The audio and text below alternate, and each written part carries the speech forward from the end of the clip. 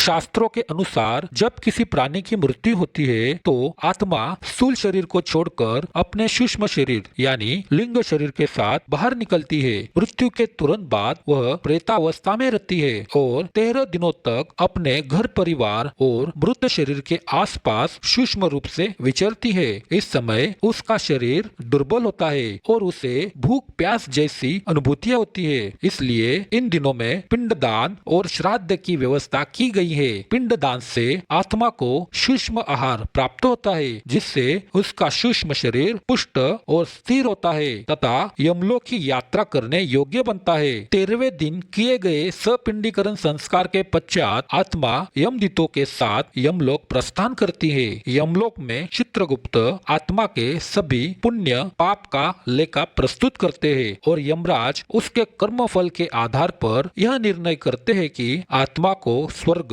नरक, पितृलोक या पुनर्जन्म में से कौन सा मार्ग प्राप्त करना चाहिए। मृत्यु के बाद आत्मा का मार्ग उसके जीवन के कर्मों पर निर्भर करता है। यदि किसी आत्मा का पुण्य अत्यधिक होता है तो वह सीधे स्वर्ग को प्राप्त होती है। यदि किसी आत्मा का पाप अधिक होता है तो यमराज उसके कर्मों का लेखा जोखा देखकर उसे नरक भेज देते हैं। जिन आत्माओं का पुण्य और पाप लगभग बराबर होता है और जिनके वंशज जीवित है तथा श्राद्ध, पिंडदान और दान कर सकते हैं उन्हें यमराज अस्थायी रूप से पितृलोक भेजते हैं। जब आत्मा का इन स्थानों स्वर्ग, नरक या पितृलोक में अपने अपने कर्म फल का भोग पूर्ण हो जाता है तब यमराज और देवताओं की आज्ञा से वह आत्मा अपने शेष संचित कर्मों के अनुसार पुनर्जन्म यानी नवीन शरीर धारण करती है। सभी आत्माएं पितृलोक नहीं जाती, केवल मध्यम कर्म फल वाली आत्माएं जिनका पुण्य और पाप लगभग बराबर है और जिनके वंशज अभी जीवित है, श्राद्ध, पिंडदान, दान आदि कर सकते हैं, वही आत्माएं पितृलोक जाती है। शास्त्रों के अनुसार पितृलोक स्थायी स्थान नहीं है बल्कि एक अंतराल या स्थान है जहाँ आत्मा अपने वंशजों द्वारा किए गए श्राद्ध, तर्पण, पिंडदान आदि से लाभ उठाती है। पितृलोक में आत्मा स्वयं नया पुण्य अर्जित नहीं करती, न पाप अर्जित करती है। उसे केवल अपने संचित पुण्य और वंशजों द्वारा किए गए श्राद्ध दान का लाभ मिलता है जिससे उसका कर्मफल संतुलित होता है। कर्मफल संतुलित होता है का मतलब है कि आत्मा पितृलोक में अपने किए हुए पुण्य और पाप का मिला जुला फल लेकर तैयार होती है जिसमें उन्हें वंशजों के पुण्य प्राप्त करने का अवसर दिया जाता है ताकि उसका अगला मार्ग स्वर्ग, मानव जन्म या अन्य लोक निर्धारित हो सके। इस प्रकार पितृलोक एक प्रतीक्षा स्थान और पुण्य प्राप्ति का स्थान है। इसलिए जिन आत्माओं को अस्थायी रूप से पितृलोक भेजा जाता है वे नरक नहीं जाती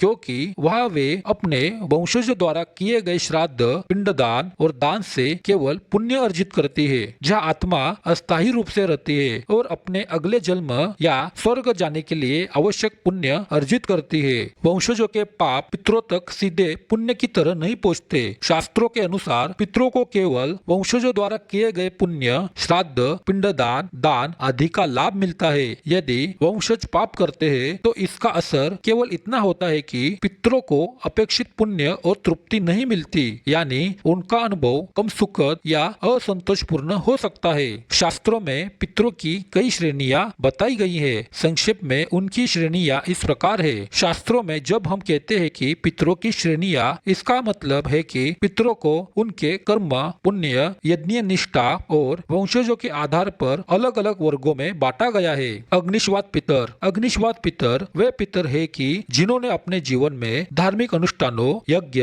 अग्निहोत्र या तप में पूरी निष्ठा नहीं दिखाई या कभी कभी पाप कर्म किए। शास्त्रों में इन्हें विशेष रूप से इसलिए वर्णित किया गया है कि ताकि मृत्यु के बाद उनके अनुभव और भोग का स्पष्ट ज्ञान हो। इन पितरों को अस्थायी क्लेश वाले पितर भी कहा गया है क्योंकि उन्हें पितृलोक में स्थायी सुख का अनुभव नहीं होता बल्कि अल्पकालीन दुख या क्लेश का सामना करना पड़ता है। सोमपा पितर। सोमपा पितर वह पितर है जिन्होंने अपने जीवन काल में वैदिक यज्ञ कर्मों में भाग लिया और सोमरस का सेवन किया। यहाँ सोम का अर्थ वैदिक काल का दिव्य सोमरस है जो यज्ञों में देवताओं को अर्पित किया जाता था और जो केवल भौतिक पेय नहीं बल्कि पवित्रता, अमरत्व और आनंद का प्रतीक माना जाता है। पा का अर्थ है पीना या ग्रहण करना। इस प्रकार सोमपा पितर वे है जिन्होंने यज्ञ कर्मों के माध्यम से सोमरस गोबरस का सेवन करके सात्विक अनुष्ठानों में भाग लिया और पुण्य अर्जित किया। बहिर्षद या अजप्पा पितर ये उच्च पितरों का वर्ग है। इन्हें बहिर्षद इसलिए कहा गया है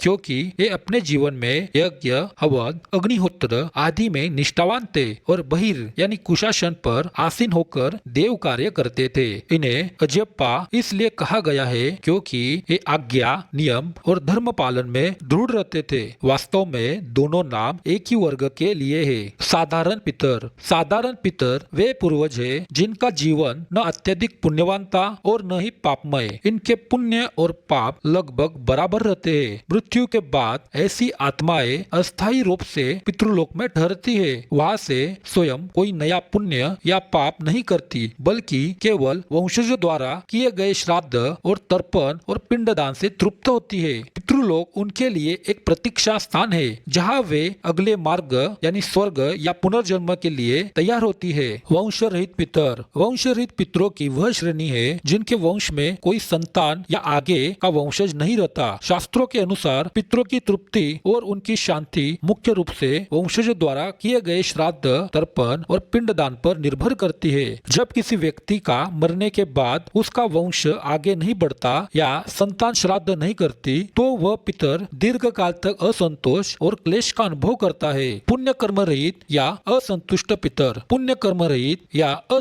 पितर वे हैं जिनका जीवन पाप, अधर्म या कर्तव्य की उपेक्षा में बीता हो और जिनके वंशज श्राद्ध, तर्पण और पिंडदान नहीं करते।